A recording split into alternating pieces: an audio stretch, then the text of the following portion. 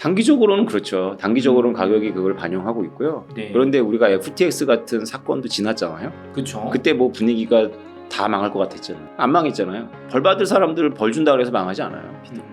증권 자체가 네. 과거의 비트코인이었어요.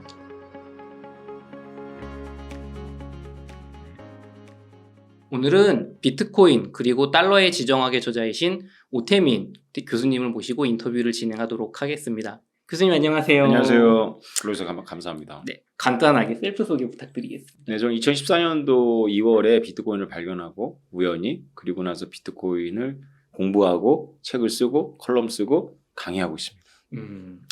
교수님 요즘 종횡무진 어떤 여러 매체들에서 비트코인과 또 지정학 얘기를 많이 해주고 계신데요. 네네. 오늘 또 2차 인터뷰로 또 네. 모시게 돼서 영광입니다. 최근에 바이낸스 이슈가 좀 있는 것 같아요. 네네. 비트코인 가격도 크게 하락했다가 하루 만에 다시 크게 상승했습니다. 네. 물론 가격이 회복되긴 했지만 불안해하시는 분들이 많은 것 같아요. 네. 이런 변동성을 보면서 좀 저희 비트코인을 투자하시는 분들은 좀 어떻게 대처를 해야 할까요?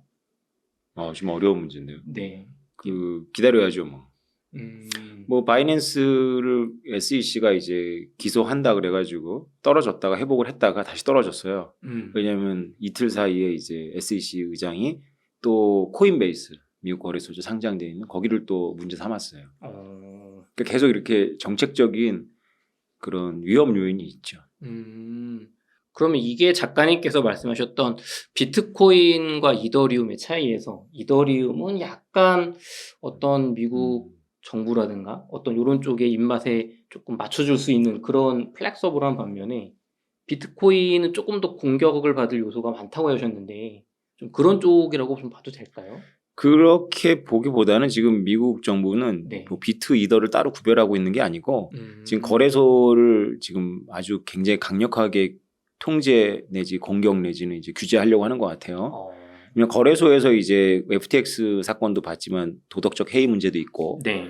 또 바이낸스의 경우에도 이제 그 FTX처럼 심하진 않지만 예탁금을 일부 다른 법인으로 옮겼대요. 그 창업자가 관리하는. 네. 코인베이스 같은 경우에는 이제 그 허가받지 않은 증권 파생 상품과 같은 상품들을 팔았던 것 같아요. 뭐 이거는 이제 원래 서부 개척 시대처럼 그냥 먼저 금 거놓으면 자기 거다라는 식으로 이제 암호화폐 업계는 법이 없었으니까 네. 막 했는데 미국은 이제 판례법 위주다 보니까 법이 없더라도 이제 그 상식과 조리와 그다음에 전통적인 판례를 근거로 해가지고 적용을 하거든요. 네. 그리고 뭐 암호화폐에 대해서만 그런 게 아니라 원래 공부해 보면 그렇게 합니다.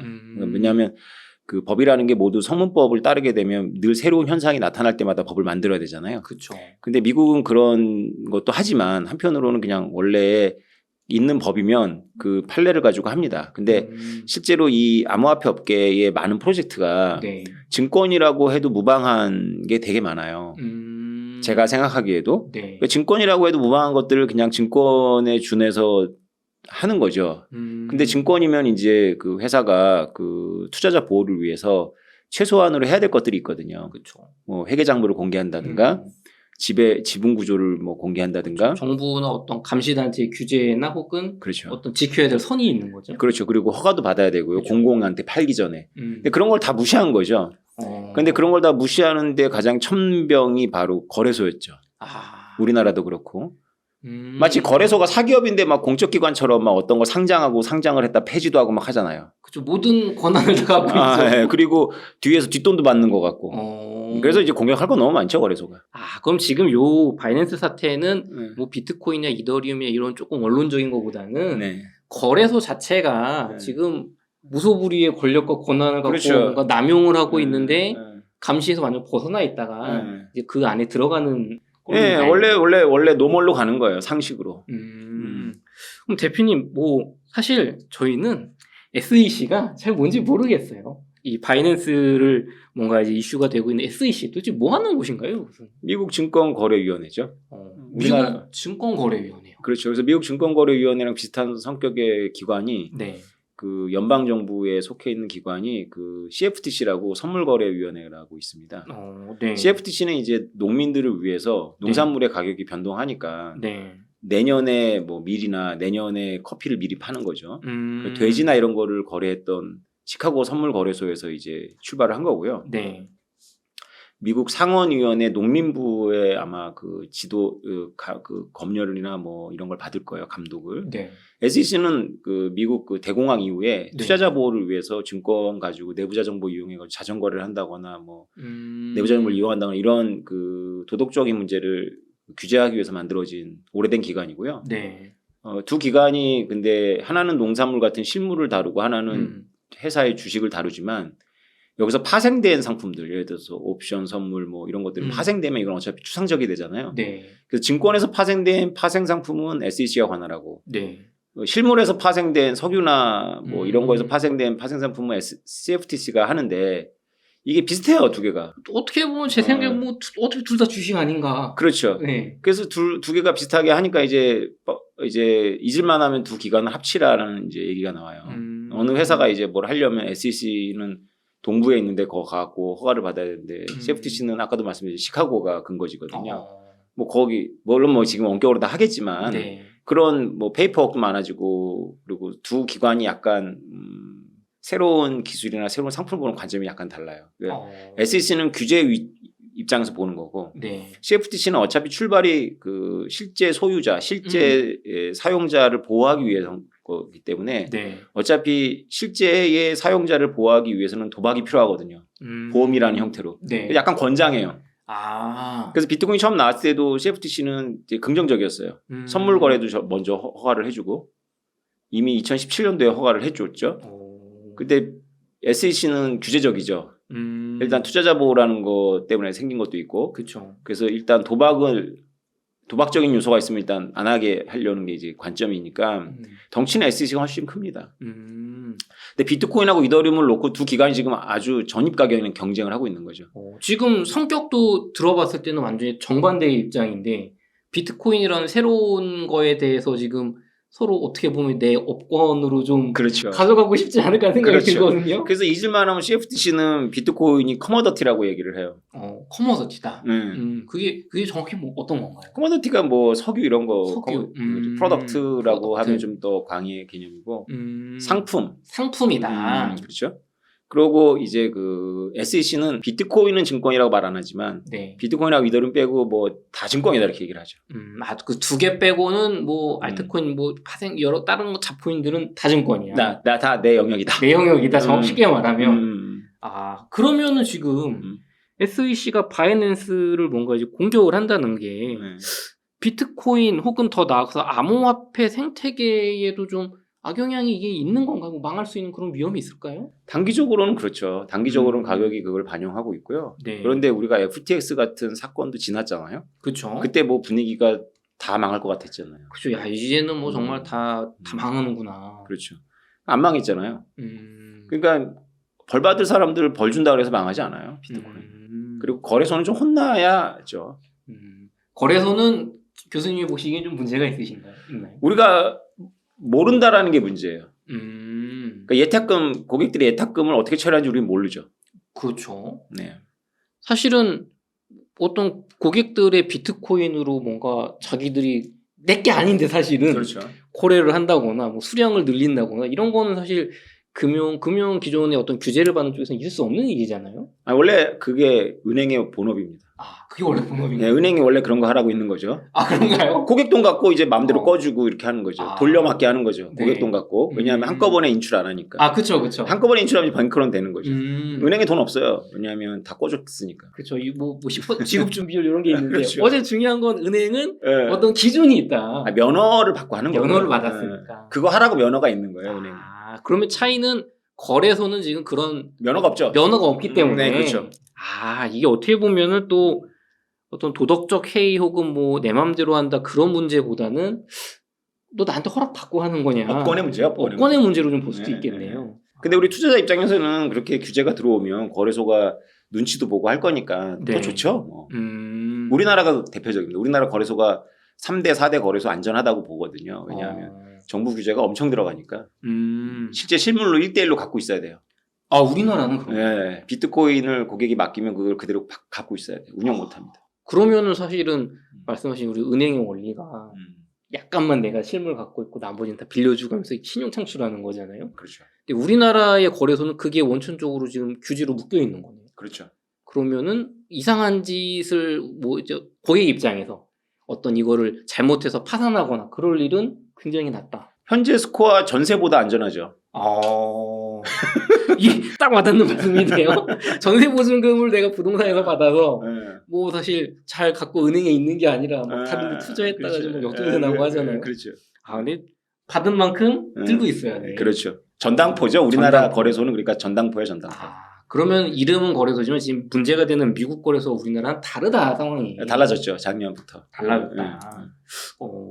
저는 규제를 한다고 하면 항상 조금 투자자 입장에서 너무 규제는 좀 안 좋은 거 아닌가 했는데 이런 규제는 또 괜찮은 것 같습니다. 그동안 너무 와일드 웨스트였죠. 서부 개척 시대라고 표현할 때 와일드 웨스트라고 그러거든요. 네. 그러니까 우리가 서부 영화 보면은 뭐 보안관도 있지만 총잡이들이 그냥 마을 접수하잖아요. 네. 그런 세계였어요, 여기가.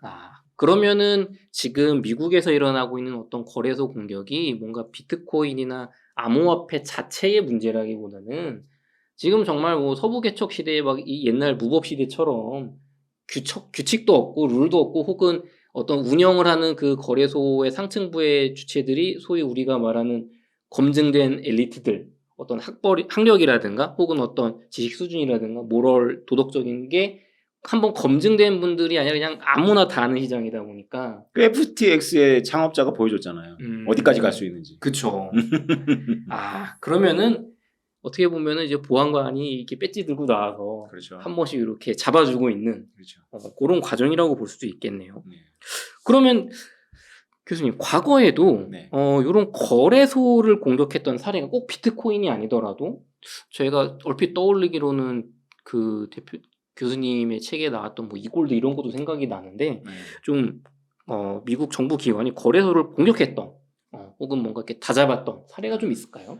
늘 이제 그 새로운 그 지불 수단에 대해서는 테크놀로지가 발달하니까 늘 시도가 있었죠. 인터넷 초창기에 말씀하신 이골드가 대표적인데요. 네. 결국 10년 동안 영업을 했지만 결국은 미국 정부가 제압을 했거든요.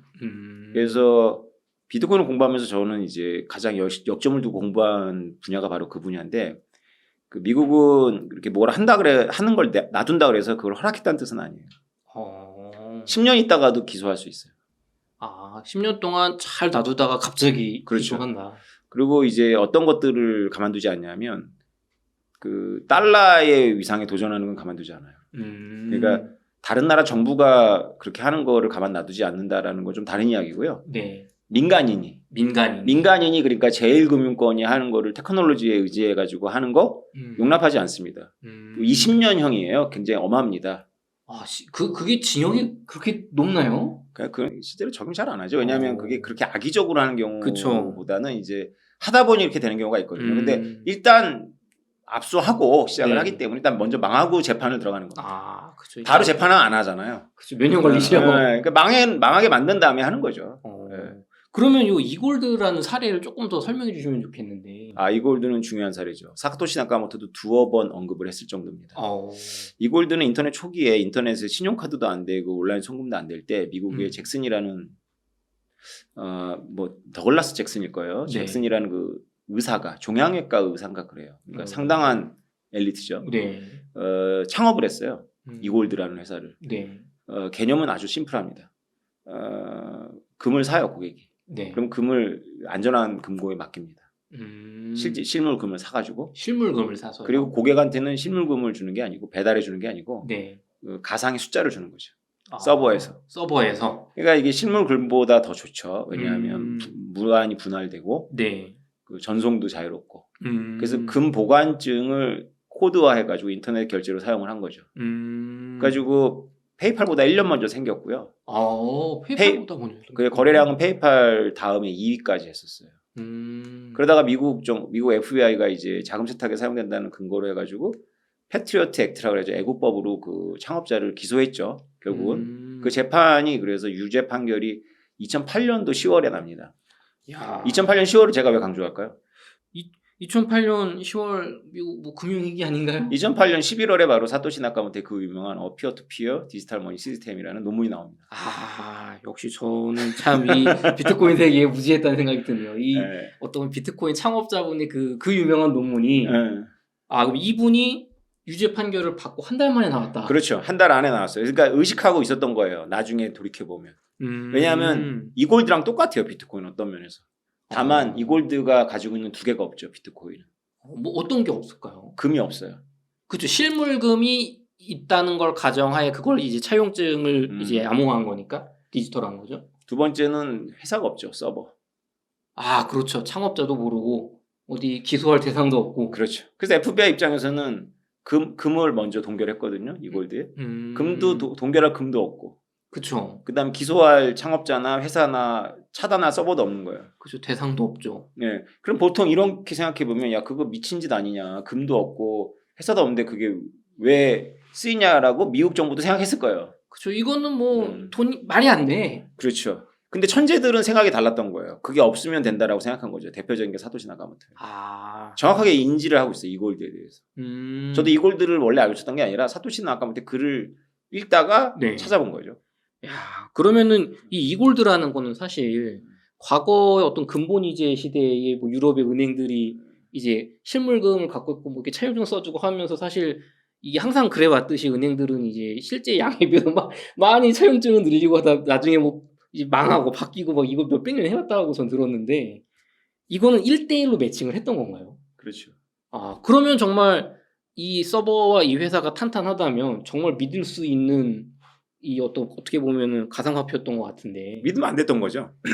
믿을 수가 없었던 거네요. 왜냐하면 정부한테 공격받을 수 있잖아요. 정부한테 뺏겼잖아요. 그렇죠. 내가 아무리 민간인으로서 이걸 기업을 잘해도 정부가 개입하는 순간 순식간에 무너졌던 거예요. 주식을 하시는 분들이 부동산을 하시는 우리 부동산을 분석하고 연구하시는 우리 이사님하고 좀 다른 건 달라야 되는 건 뭐냐면요. 증권 자체가 과거의 비트코인이었어요. 증권 자체가 쉽게 말해서 화폐 금융의 역사를 인류의 역사를 한마디로 요약하면 추상화의 역사예요. 추상화. 우리 호모사피엔스의 조상들은 눈에 보이지 않고 만질 수 없는 것을 자산이라고 생각하기가 힘들어했어요. 상상력이 거기까지 안 가는 거죠. 그러니까 쌀이나 소나 논처럼 눈에 만지고 손으로 잡을 수 있어야 돼요. 그렇죠. 내 손에 잡고 내가 내 눈에 보여야 이거 내 거지. 그렇죠. 그래서 그 말을 썼던 거예요. 금 자체도 사실은 오늘날에나 반도체나 이런 데 들어가는 거지 옛날에는 쓸모가 없었거든요. 그렇죠. 뭐 번쩍번쩍하는 거 뭐 일반 평민들이 뭐 무슨 소용이 있겠어요? 쓸모 없었어요. 쓸모 없었는데 금 자체도 도약이에요. 추상화에. 그런데 유대인들이 중심이 돼서 채권자가 됐잖아요. 유럽 왕실에. 보이는 것에 대해서 권리를 갖고 있으니까 뺏기는 거예요. 왕들한테. 심지어는 목숨도 있습니다. 우리는 채무자가 위험할 것 같은데 채권자의 목숨이 훨씬 더 위험합니다. 특히 권력자에게 채권을 갖고 있으면 채권자를 반역죄로 몰아서 죽이면 두 가지 좋은 점이 있죠. 내 빚이 청산되고 그 재산 또 내 거 되고. 빚만 떼는 게 아니라 저 친구가 갖고 있던 돈까지. 그렇죠. 그게 유대인의 역사예요. 그래서 유대인들이 앞장서서 자산을 추상화시킨 거죠. 제가 이거 역사에 조금 관심이 있어서 잘 아는데 그 십자군 전쟁 성당 기사단이 그렇게 돈을 많이 모았다고 하더라고요. 근데 그거를 프랑스 왕이 말씀하신 것처럼 쟤는 저기 악마 들렸어. 이단이야. 하고 그 기사단을 되게 잔혹하게 살해를 하고 그 돈을 다 압수했던 사건이 있었거든요. 그 자기 왕실의 빚을 청산하고 스스로. 이게 저는 거 보면서 뭐 같은 기독교끼리 왜 저러나 했었는데 이유가 다 있었군요. 그게 유대인의 역사예요. 그래서 유대인들은 어느 나라든지 가면 밑바닥부터 시작해가지고 결국 금융업을 해서 그 나라 최권력층하고 가까워져요. 그 채권자가 됩니다. 근데 권력층이 처음엔 유대인들이 필요하니까 데리고 있다가 나중에는 점점 음모론을 퍼뜨려가지고 유대인들이 나라를 힘들게 한다는 걸 퍼뜨려가지고 학살합니다. 재산을 몰수하기 위해서. 이게 참 잔혹한 얘기인데